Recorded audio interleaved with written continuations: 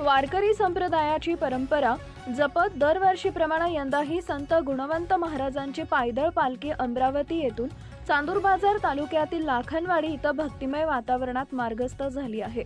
या पालखी सोहळ्यात शेकडो भाविक मोठ्या उत्साहाने सहभागी झाले असून संपूर्ण परिसर ज्ञानोबा तुकारामच्या गजरानं दुमदुमून गेला आहे।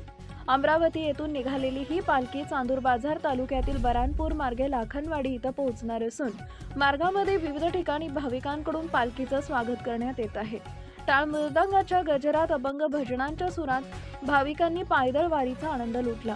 महिला, पुरुष, वृद्ध तसेच तरुण वारकरी मोठ्या श्रद्धेने या सोहळ्यात सहभागी झाले। पालखीच्या बरानपूर इथं आगमनानंतर रात्री मुक्कामाचं आयोजन करण्यात आलंय। यावेळी भाविकांसाठी महाप्रसादाचा भव्य आयोजन करण्यात आले असून परिसरातील ग्रामस्थ मोठ्या सेवाभावानं या व्यवस्थेत सहभागी झाले आहेत। पिण्याच्या पाण्याची व्यवस्था, स्वच्छता, वैद्यकीय मदत तसेच निवासाची सोय करण्यात आल्यामुळे भाविकांनी समाधान व्यक्त केलं आहे।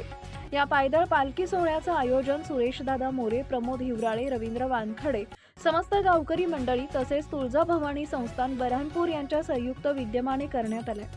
गेल्या अनेक वर्षापासून हा पालखी सोहळा नियमितपणे आयोजित करण्यात येत असून यामुळे धार्मिक एकोपा आणि सामाजिक सलोखा अधिक दृढ होत असल्याचं मत भाविकांकडून व्यक्त करण्यात येत आहे।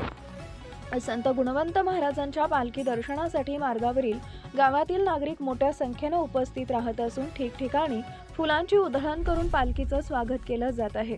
या पायदळ वारीमुळे ग्रामीण भागात भक्तिमय वातावरण निर्माण झाले असून वारकरी परंपरेचं जतन व संवर्धन होत असल्याचं चित्र पाहायला मिळत आहे।